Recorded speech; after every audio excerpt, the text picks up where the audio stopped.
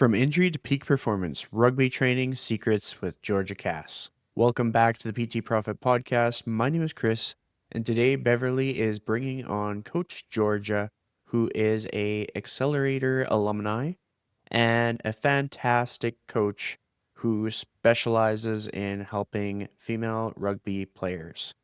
In this conversation, they talk about rules and unique dynamics of rugby, the difference between in-season and off-season training programs, and common injuries like ACL tears and concussions. So if you enjoy, be sure to tag B Simpson Fitness on Instagram, on social, wherever you listen. And without further ado, let's roll that episode. Georgia, what a pleasure and a privilege to have you on the show today. How are you doing? I'm really, really good, thank you. How are you? I'm doing great. It's so interesting. Right before we hit record, it is freezing here in New York today.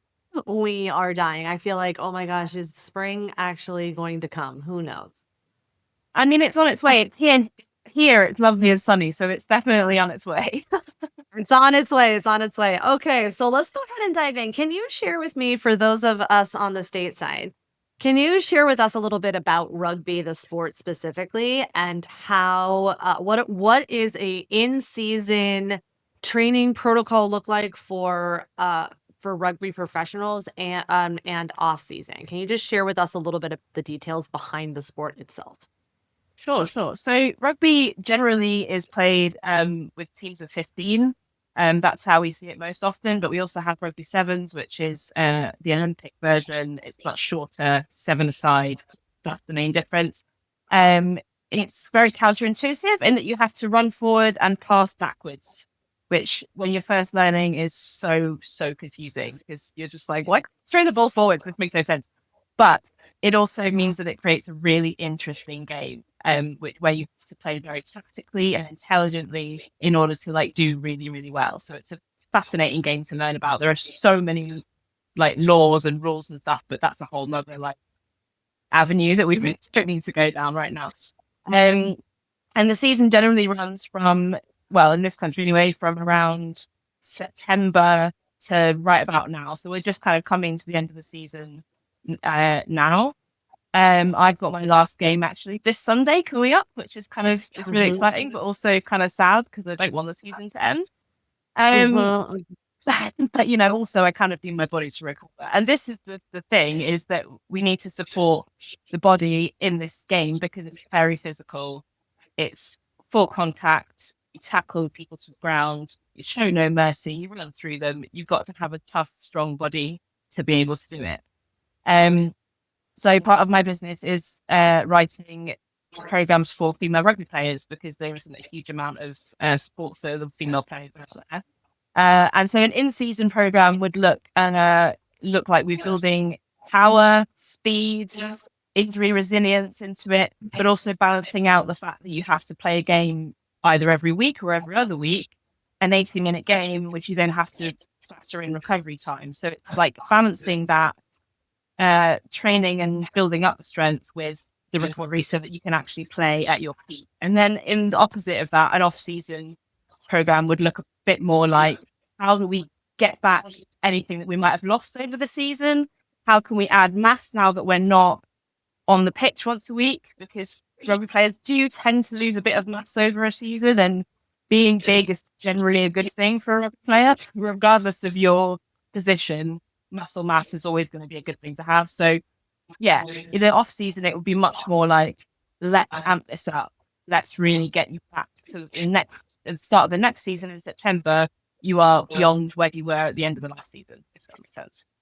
Yeah, makes sense. So then what happens to a rugby player if they're injured? Let's say they're injured during the season, and how, I'm terrible at this. In fact, I'm terrible. I ask multiple questions at once and you're like, wait, can we just do one question at a time? So my thought process is, what is the typical injury? What are the typical injuries that we see during rugby? How frequent is it? And then what's the recovery process like? And how does that alter the protocol for programming? Sure. So particularly in women, we see a lot of ACL injuries, anterior cruciate ligament, the knee, if anyone doesn't know. and concussions. So the way that we would prevent that is doing lots of neck strength and making sure we do lots of joint strengthening stuff in the gym. But depending on the severity, if it's a concussion, or if you have any head trauma on the pitch, you come off immediately and get a head assessment. And if it is considered a concussion or a head injury, then depending on the severity, you might be out for like 6 to 8 weeks to protect your brain.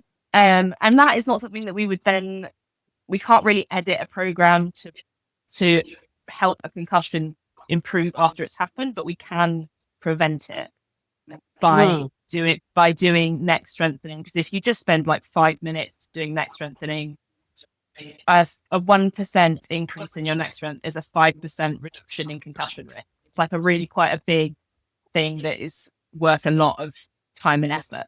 And then in terms of like ligament and muscular injuries, again, it depends on the severity, but most of the time, if you have any kind of ligament tear or anything, you are off completely because it's just not safe to do the contact with those opposing forces. But even if you're a bit healed, they're really, really likely to like open up to re-injure yourself.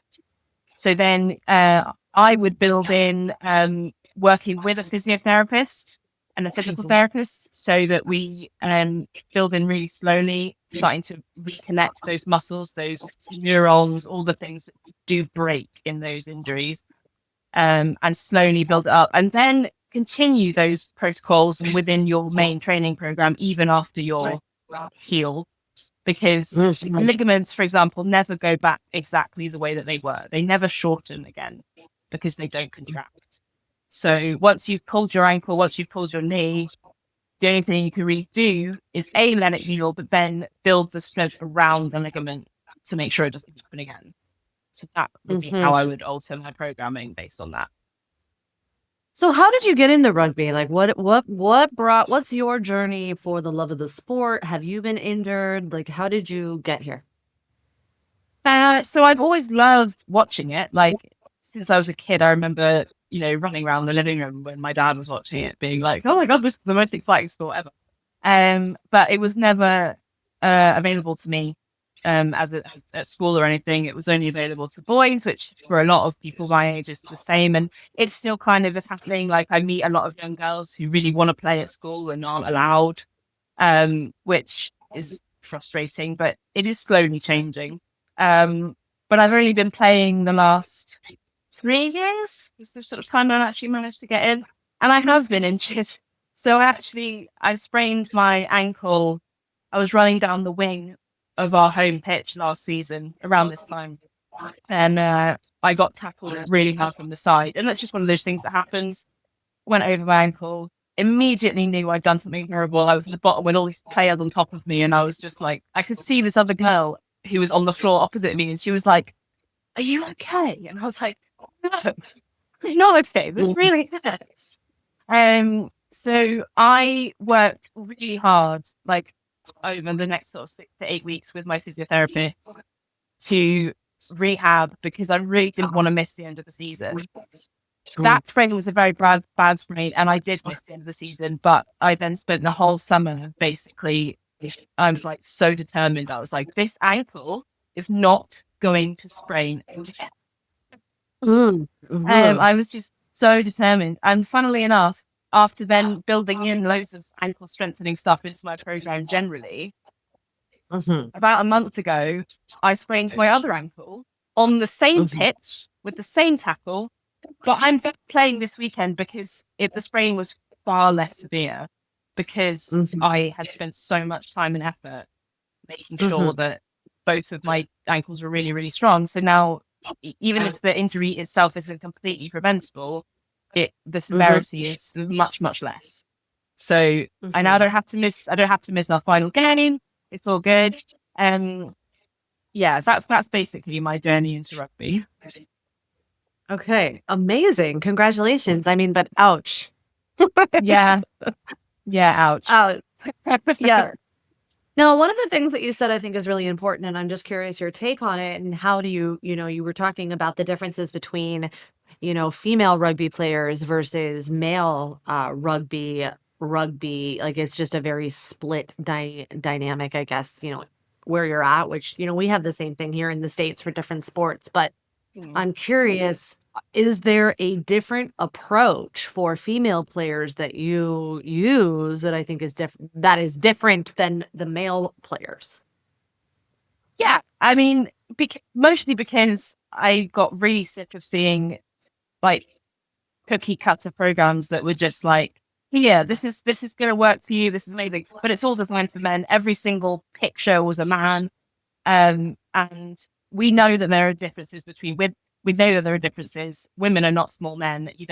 We've known this for a while, and it's more about being able to apply that knowledge to the programming. So when I'm programming for a woman versus a man, I will take into account their hormone cycle, for example. So I will ask them to track it, and not in terms of anything in too detailed. I just want to know how they feel on every single day, because even I wouldn't necessarily adjust the workout, but what's really important is to be able to see when the workout might feel harder, so that when it happens, you don't get in your own head and go, why is this so crap? Like, why am I suddenly so weak? Why is this? And because that's what I did for ages. I was just like, if you have an off day and you blame yourself, and then it becomes this cycle of like, well, I can't do anything and I'm not strong enough and whatever. So for me, the mental aspect of the hormone cycle as well as the physical is really, really important for women.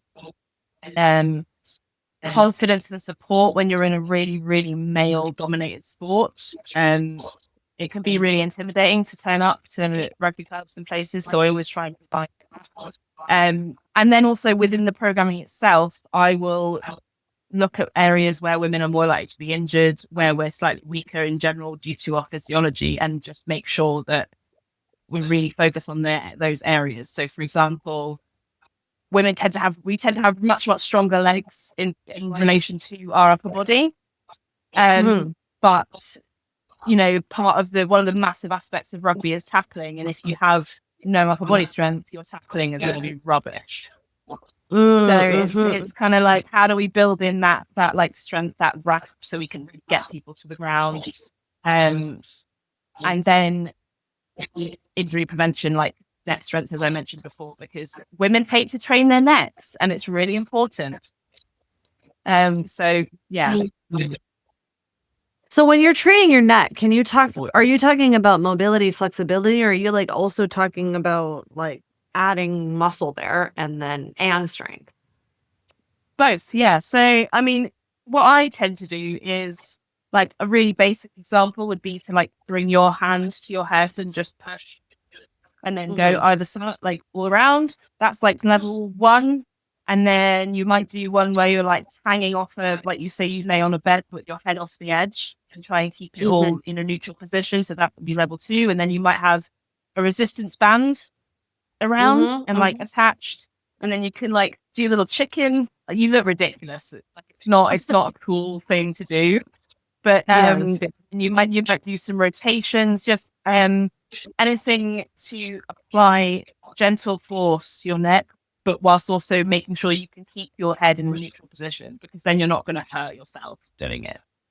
And if you can provide all that stability, then the main thing that you have is the whiplash effect of being tackled is reduced, which is what gives a lot of concussions, because concussions are just from head-on-head contact. They're from that, like, with the snapback thing.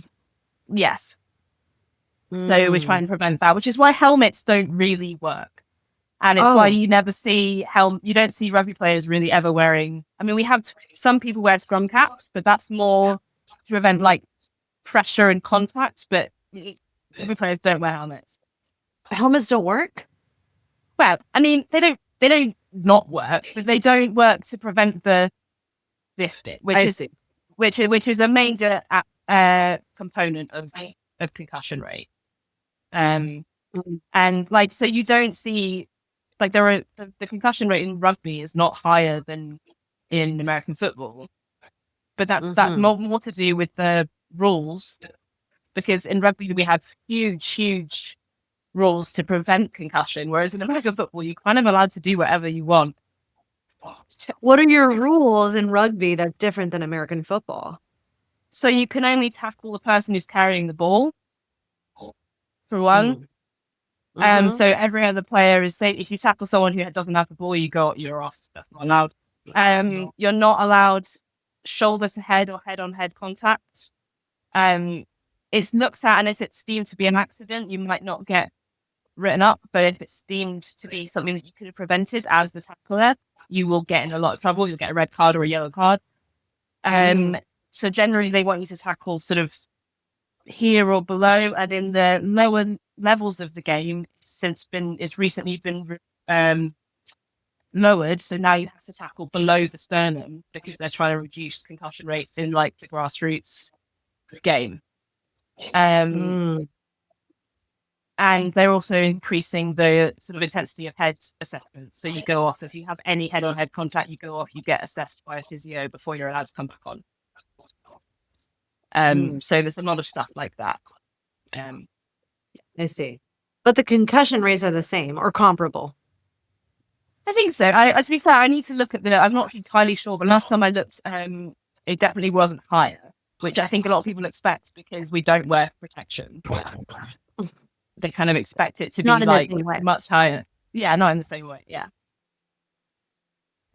Okay. All right. So can you walk us through a little bit about how you would program for a rugby player? What are some of the and what are some of the things that you're really looking at and focusing on, and how do you work towards improving performance in the game as well as, overall strength and health?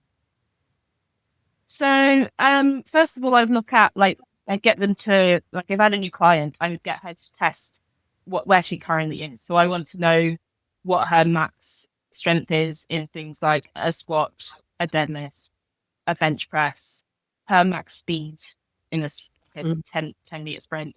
Don't have to be very long, just enough. And then looking at mobility and flexibility in terms of injury risk. And then from there, I would start to build up, depending what position they were playing on the pitch, because each position is very specialized.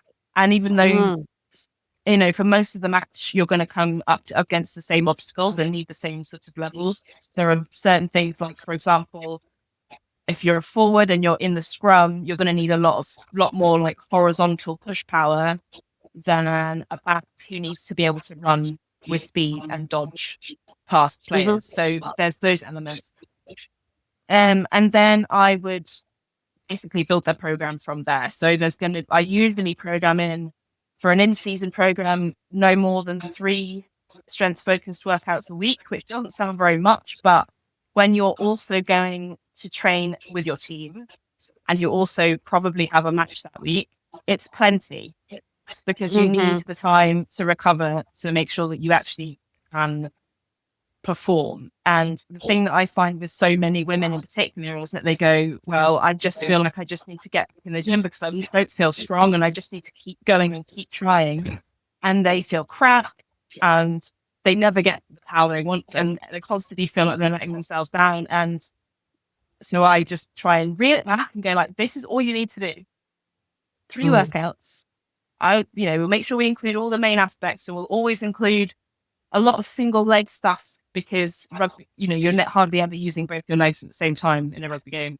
So lots of Bulgarian squats and lunges, plyometrics for your power, sprinting at least once a week so that you know that you can sprint at your maximum. Because sprinting is one of those things that is a skill, and it is one of the things that we lose most quickly when we stop doing it. So if you do it consistently, even just once a week, if you're sprinting at your max, let's feel like your speed is going to improve. And all of those aspects. And then we can sort of add things like resisted sprints. So, I might hold on to the player so that they're running with me attached to them, like a limpet, so that they can run through contact. And then upper body focus, as I mentioned before, because especially for women, the one thing I hear so often is, I'm so weak in my upper body. And I'm like, do you ever train it? And they say no. And then I'm like, well, why do they not do it? Why do they not do it?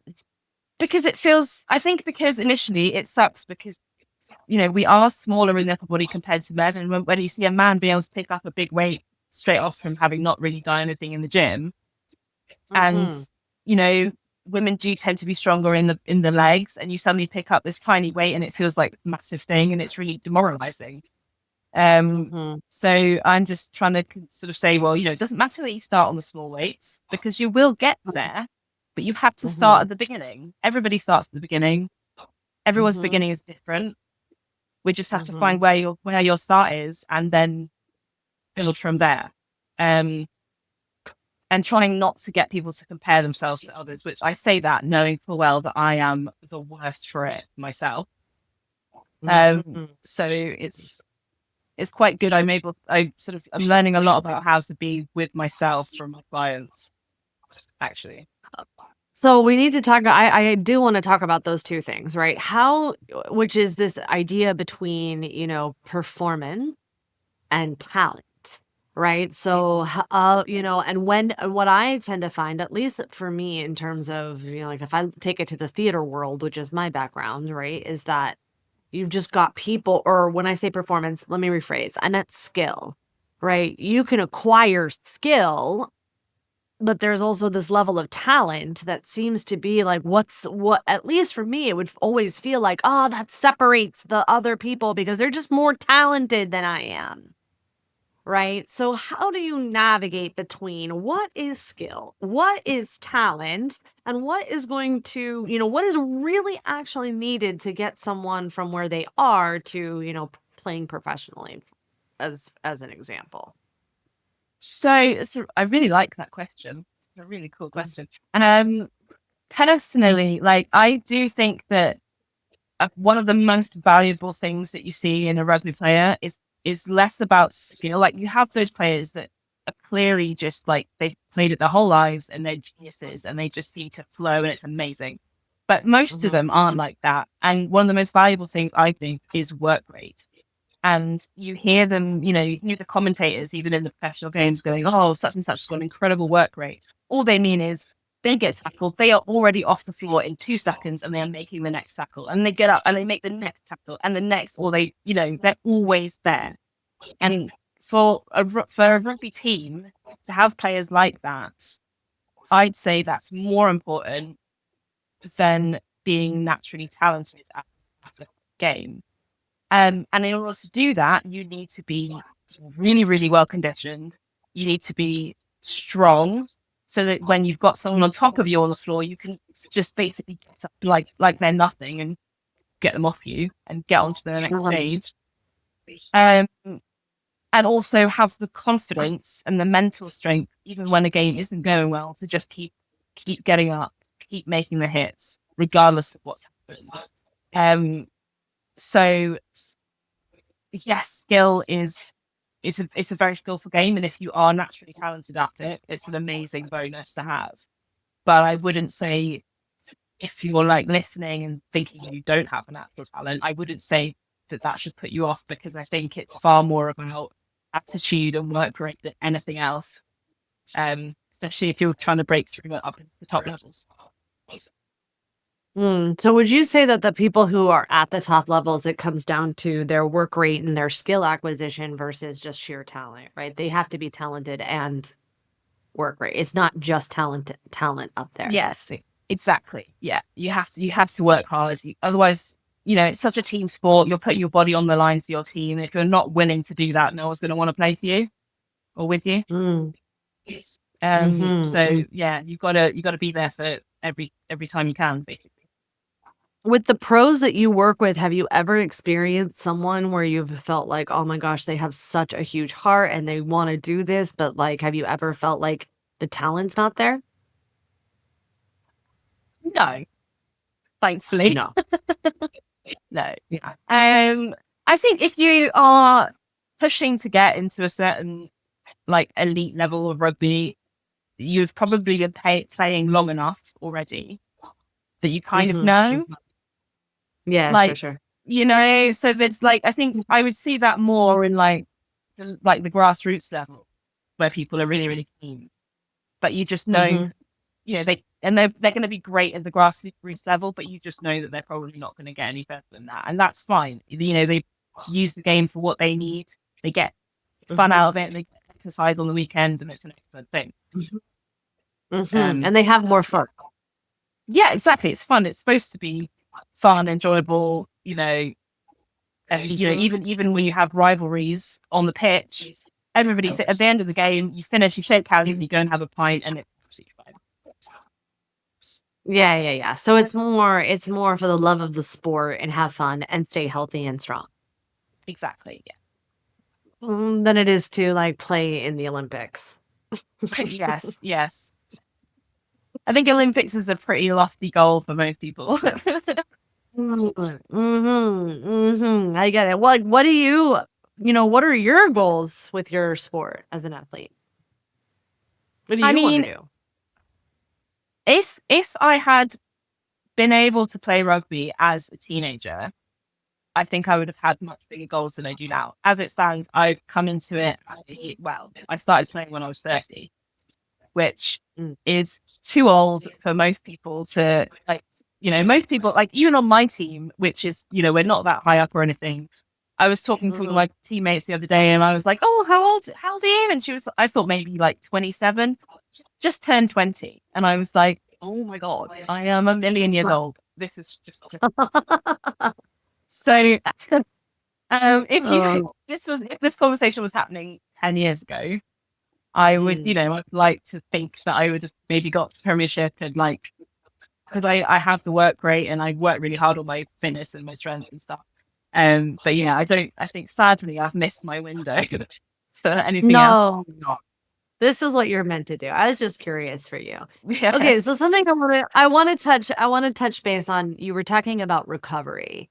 And I'm curious, how do you navigate? Because listen, athletes are humans too. So how do you navigate for yourself and for your clients the difference between I don't feel like it and I'm just motivated, unmotivated versus like, no, you're overtraining and you need to recover? How do you navigate the difference?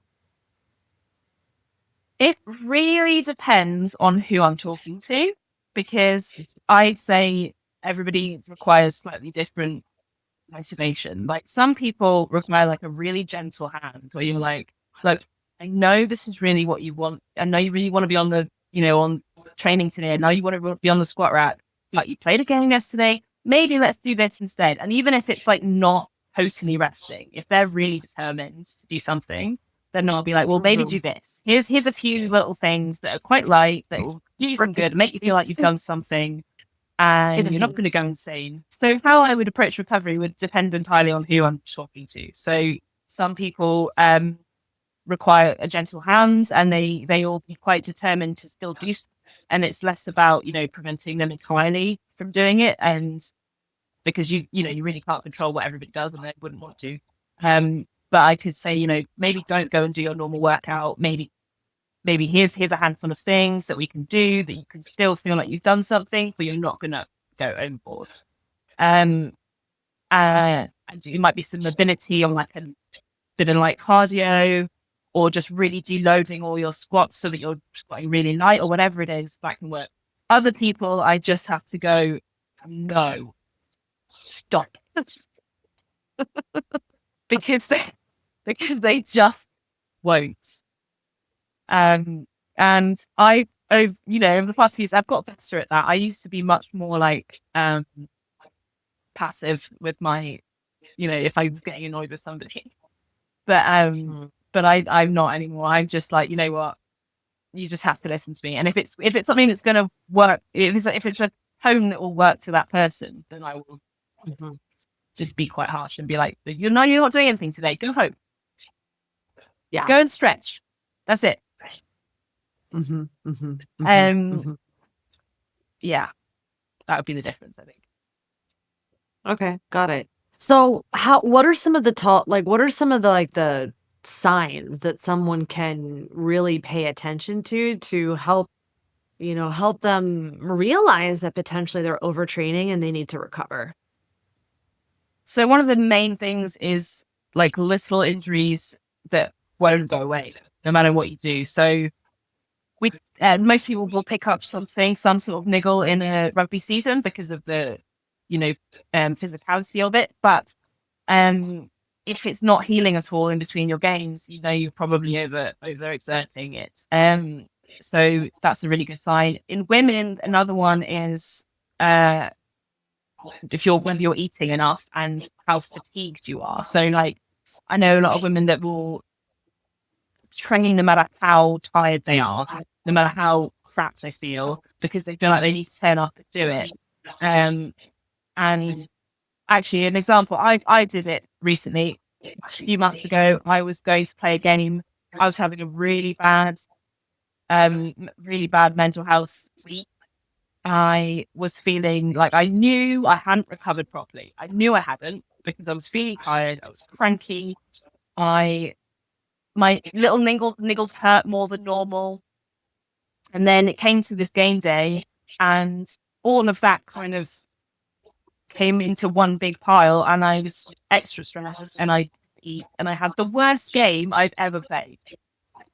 And I came home and was just like, and then it kind of compounded because I hadn't allowed myself to rest enough pre-game, and then I played anyway, and then felt even worse, and then had to take more time off at the end because it got to the point where I was like, I actually have to just stop because like my body is not functioning. So it got to the point where I just was forced to stop, whereas it's just so much better if you can just like recognize the signs like you said before and adjust it accordingly. So yeah, unexplained fatigue, niggles and injuries that won't go away. Sometimes you get a little bit of joint pain because of like so for example, I've had pain in my hip flexors from sprinting if I haven't eaten enough because I haven't supported my body enough. So stuff like that. And in women in particular, not eating enough is a huge impact on. I was about to ask, is that really like, do rugby players not eat enough? Like, does that come up? Well, and it's not just rugby players in general, like it's female athletes in general. So there's studies, like I don't have the actual data on me, but there was a study that basically showed that the majority of female athletes are chronically underfueled. And it's because of this like societal thing where we are sort of trained to always think that less is better. So we have this like thing that says, I could eat that. No, actually less is better. Even if you're kind of trying to actively break that because you need to be eating, there's still a little voice in the back of your head that kind of goes, well, do I need to have that? And then it kind of cycles because, like for me, for example, I had a really weird relationship with food. It's partly ADHD. It's partly like past things. But I will some days happily eat very, very little. And that's my brain just like, it's like it shuts off and goes, you don't need to eat today. And then I go to the gym and feel crap because I haven't eaten anything. And I know logically that that's exactly what's happening, but that doesn't stop it. Like, and I would, I had these conversations with my clients who were going through exactly the same thing. And it's such a weird psychology where, like, we all know, like, these athletes know that they need to be hitting a certain number of calories in order to really benefit their performance. And some of them can do it fine, but others, it's a real struggle. And eating enough carbs in particular, especially if you're somebody who has, bought into the anti-carb kind of misinformation that is still unbelievably floating about, then you have that. And, if you're not fueled with carbs, you're not going to be able to finish the 80 minutes of the game. It's just not going to happen. So it's quite a complex thing, I think, for women. I think it's more complex for women than it is for men. But in general, I'm not going to blanket that. In general, sure. But it's something that I see quite often, and it is all tied into body image as well. And even though, some rugby players, some positions require you to be quite big, there's still that self-confidence thing that comes and plays a role, even though their body is literally what's giving them their strength and power on the pitch. So it's this really interesting, like, two-sided dynamic. Yeah, well, I'm curious how much of the, how much of the people that, or whether you work with or just kind of in general, do they enter rugby with a performance goal in mind or a body composition desire? How does body composition play a role in your athlete's performance goals? That's a very good question. I would say, again, it depends very much on where on the pitch they're playing. So I will have, like, if you have, for example, people who are playing on the front row, so they're the ones that are like would be at the front of the scrum. They tend to be the biggest players on the pitch. And I do know players that have been told by their clubs that they need to put on more mass because they're not big enough for that position. Because you see two teams that are going to play, for example, each other, and the stats will often include pack weight. Mm-hmm. So, that includes everybody. But if you have a pack weight that's 20, 30 kg above the other team, that's a massive advantage. Mm-hmm. So there is, because of the physicality and because of how the game is played, in certain positions, it's very beneficial to be bigger. Now, that's not just like, hey, put on a load of fat. Mm-hmm. Let's build some mass and let's build some real strength on there, which then does slightly alter how we train, because you need to be in a calorie, you need to be eating more calories than you're spending if you're going to be putting on muscle. Mm-hmm. And you also need to train a particular way. So, it depends again on the position on the pitch as to how much the body composition actually affects how I would train somebody. So now what I'm curious about, like, do these women who would get into that position, do they go into that position with a body composition goal, or do they already have if they heard from their coach they need to bulk up, like, does that cause discomfort? Like, are they dealing with that, or do you find that not to be the case? It's pretty individual. Like some girls are very like, if they're a forward, they're happy. They're like, they know that they have to be big, and they're like, hell yeah, and I'll bring it on. Others, it's different. Like, so even somebody like Ilona Ma, who everybody knows who she is now, and she's not a forward, but she has had lots of conversations about her body size because she's quite muscly and she's naturally light. And so but she still has those conversations with herself. So she still says, like, yes, I love my body and all of this, but she still has those crises of confidence, despite the fact that she's a bronze medal winning Olympian and is absolutely smashing it everywhere she goes and doing absolutely everything amazingly. But it's interesting. If you look at her, you've got a lot of people who are criticize her body, and they are, even though she is an Olympian, like, they actively criticize her. Yeah. And tell her that she looks like a man, which is just so unhelpful. Yeah. I mean, yeah. So I'm just curious, what type of, that's a lot for women in the sport, like the mental load of what they have to deal with from themselves, from the what people say, like, it's a lot. It is. And especially with the sport growing as it is, we're suddenly getting a lot more eyes on women's rugby for the first time ever, which is of course going to bring out the critics, right? That's just what happens. And you get these people going, like, I've seen comments doing like, this game destroys any semblance of femininity. Oh, I hate this. Go do women's stuff. And it's just so tedious and completely unhelpful. And I mean, hopefully these people will start to realize that they just need to shut up and go away. But, it's unlikely, because we see it all the time, don't we? Across every sport, across every, industry, there's always everywhere. Yeah, for sure. For sure. For sure. That's a lot. That's hard. That's a lot to manage. Because Now, as a coach, what would you say the level of awareness is for people in your sport that you work with? Like, are they present? Are they even present to the truth about the struggles that they're facing and seeing? well, I think in terms of like management after clubs, I would say probably not, because the majority of clubs are managed by men. And even though they might have the right intentions, and they might have, be really keen to support their female players, which isn't always, but if they are, they still probably aren't actually experiencing it, and therefore don't have a real sense of what it means. It's a bit like not really understanding what it's like to try and play a contact sport when you're on your period.